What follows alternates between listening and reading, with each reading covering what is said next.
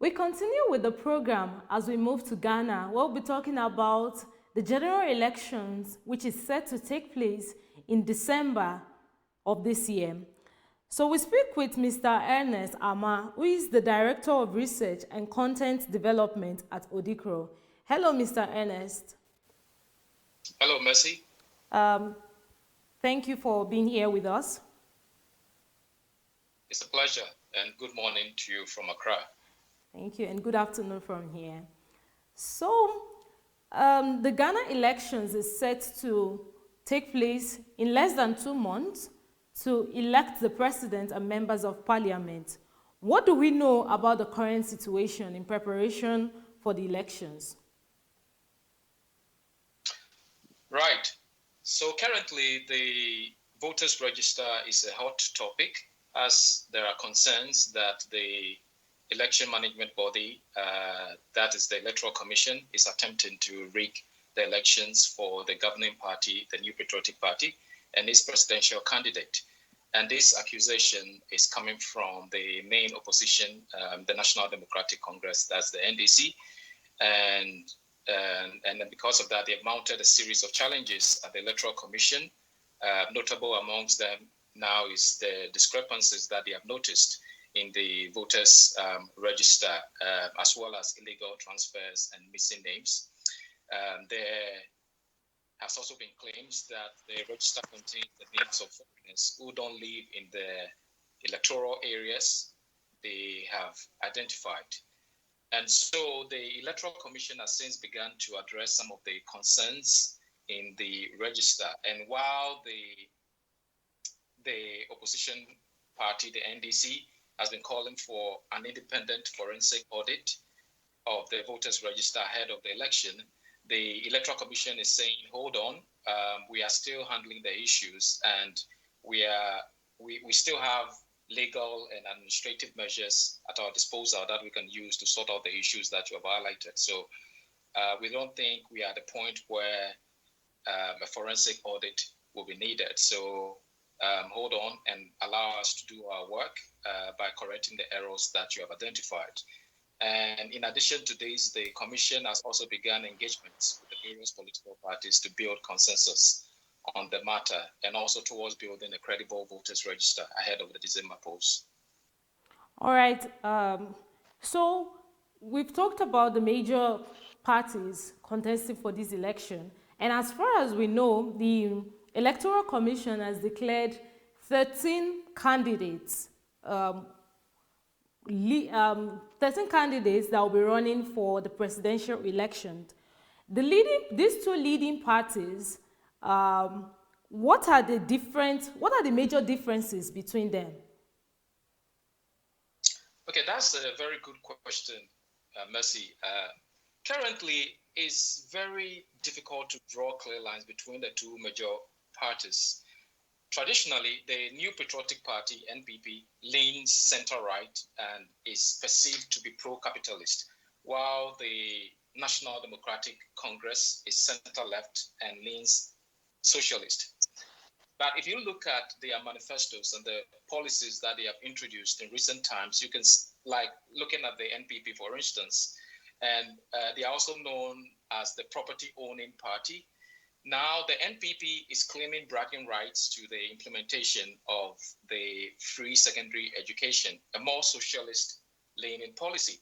And on the other hand, you have the NDC that is now offering incentives, promising incentives to businesses, which seems more pro-market than their traditional stance. So if you look at their offerings as a whole, you can clearly see that both parties appear to be adopting a pragmatic approach to appeal to voters. So you can feel like they are playing the same game, but in different uniforms. However, it is instructive to note that they both want to be judged on their track records in office. In addition, on the ground, both parties are also embarking on rigorous campaigning with their candidates crisscrossing the country with different messages and selling their manifestos to Ghanaians. But one major issue that has sharply divided the major parties is on illegal mining, also known as galamsey. And while the opposition NDC has called the government to address the situation, which has reached very catastrophic proportions, the ruling party is also asking for a more unified position on the matter, also calling for the opposition party to also join them in presenting a collective solution to the Galamsey menace. And this has resulted in a back and forth with elements within the ruling party and the opposition making equalizations regarding the matter. So clearly, it's very difficult to tell the difference between the political parties from an ideological standpoint. All right then, Ernest, we've talked about the two major parties, and seeing that 3 candidates have been presented by the Electoral Commission, 13 candidates have been presented by the Electoral Commission of Ghana. The other political parties, where do they stand in all of this? So in Ghana, yes, we practice a multi-party democracy. So definitely there is an opportunity for smaller parties to be part of the electoral process. But here is the thing, on election day, we know that the contest is going to be between the 2 main political parties, which is the NDC and the NPP. But then the smaller parties still are useful in the electoral process. They have their own manifesto promises that they are making to electorates. And if you look at it as a whole, you can clearly see that some of their promises ties in with either what the ruling party is promising or what the opposition party is promising. But their relevance is more pronounced at the meetings. We call it the IPAC meetings at the Electoral Commission, and that's where decisions are made regarding the electoral process. So, for instance, when the opposition party NDC began making accusations about the credibility of the voters' register, the Electoral Commission organized a forum inviting all the political parties to come for a deliberation on the way forward. And some of the decisions were subjected to a vote. So in that case, if you have like 13 political parties making a decision, you realize that if the ruling party do not have majority of the parties on its side, and they happen to agree with the propositions made by the opposition party, you realize that the ruling party is going to be in trouble. So this is where we see the usefulness of the smaller parties at play. And what actually panned out at the IPAC meeting was that the majority of the smaller parties joined the ruling party in making the case that there's no need for a forensic audit of the voters' register. The current register is good for the upcoming elections, and we should maintain it as such. So that was the decision, and that was where the smaller parties played an instrumental role in the electoral decision that was made at IPAC. Now, when it comes to the campaigning, mind you, the smaller parties don't have the kind of resources. They don't have the war chest that the ruling party and the opposition party have when it comes to campaigning on the ground, which requires a lot of money, logistics, and also people to prepare the grounds. So their messages have not really resonated with the masses as such. But then there's been an interesting development. There's a newcomer to the scene, championed by a very popular Ghanaian businessman, and his party their message appears to resonate with a lot of young Ghanaians, and it seems to be making a lot of headway when it comes to getting their messages across. But the reality is that come December 7th, after the ballot is cast and counted, we know that the main contest is going to be between the NDC and the NPP. Okay. Thank you for that. Now let's go to the problems of Ghana as a country. The challenges facing the country For example, job creation, the lack of employment, most of the youth. We have the healthcare situation and insecurity. You talked about the illegal mining too. In all of this, what is the biggest challenge that is facing the electoral system in Ghana right now? Okay, so let me try to simplify the issues. So going into this election, even though Galamsey has come out as a main policy point for conversations, and even that's going to influence how people vote, the big question on the table right now is who is going to turn Ghana, who can turn Ghana's economy around? Mind you, the major economists, both global and local, projected a very positive economic outlook for Ghana this year. There were expectations that our GDP is going to grow and perform better than it did in 2023 last year. And also there is going to be a lot of progress when it comes to the government of Ghana servicing its debts to various parties, both domestic and international.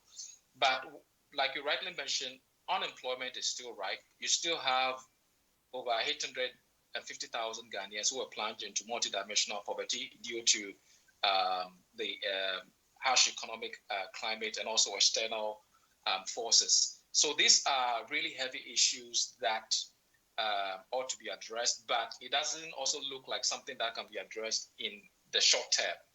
And it's really interesting that this fact is not lost on the bulk of the Ghanaian electorate. They understand that the current state of Ghana's economy will take a while to reform and also to shape up again. So that is on the side of the economy. Now, when it comes to the electoral processes and the challenges associated with it, there is widespread mistrust in key institutions like the Electoral Commission, the police, and then the judiciary. Per Ghana's constitution, appointments to the Electoral Commission, to the police service, to even the judiciary, Supreme Court judges, their activities are undertaken by the president. So the president decides who becomes the Electoral Commissioner, decides who becomes the Inspector General of Police, and then also decides who gets a seat at the Supreme Court. So the appointments to these key public democratic pillars are seen to be quite partisan. And even per the recent Afrobarometer survey, only 33% of Ghanaians have trust in the Electoral Commission. And also there are concerns about the police. There are allegations of bribery and corruption and even harassment by the police. But there's also a backstory to some of these concerns because about 5 or 8 persons died during the 2020 elections, and those cases are yet to be resolved. And there are also doubts over judicial independence following allegations of bribery among judges as well. And there was an independent undercover investigation that revealed some judges taking bribery as well to rule on cases in a very biased fashion. So with these key democratic institutions under scrutiny, it's a significant challenge heading into the elections. And in the coming days, the Electoral Commission will submit to Parliament a constitutional instrument for the conduct of the 2024 general elections in December. And the Chief Justice is also to submit a constitutional instrument on election petitions. So aside from the challenges being mounted by the NDC, the EC's preparation towards the December 7th are progressing according to schedule. Okay, thank you very much. Finally, I would just love to hear what you would like to say about the the Ghana elections. What do you hope to see in this election? What do I hope to see? Mercy, that's a very difficult question for me. I mean, it would have been easier for me to answer this question if I wasn't a Ghanaian, but being a Ghanaian is is a really tough one. But let me try and answer. I think first and foremost, I would love to see a free and fair and just election. I would want to see an election that elects a leader that puts Ghana first, that puts the needs of Ghanaians first, that puts the economy first, that puts key social infrastructure of the country first. I hope that after December 7th, we will have a leader that will prioritize fixing the economy before attending to party faithfuls. That is really, really important because Ghana is in a very dire economic situation that is going to take a lot of years to fix. And so while whoever wins the election will not be able to fix the economy overnight, if steps are taken early on to tackle some of the economic issues that we are being confronted with, at least that will create a positive picture in the minds of investors, and they will begin to have confidence back in the country. And so that is really, really important, especially to the long-term economic recovery of the country. But what I can Thank you. that Thank you there. Unfortunately, we would have to stop here. Thank you for sharing your time and your knowledge with us.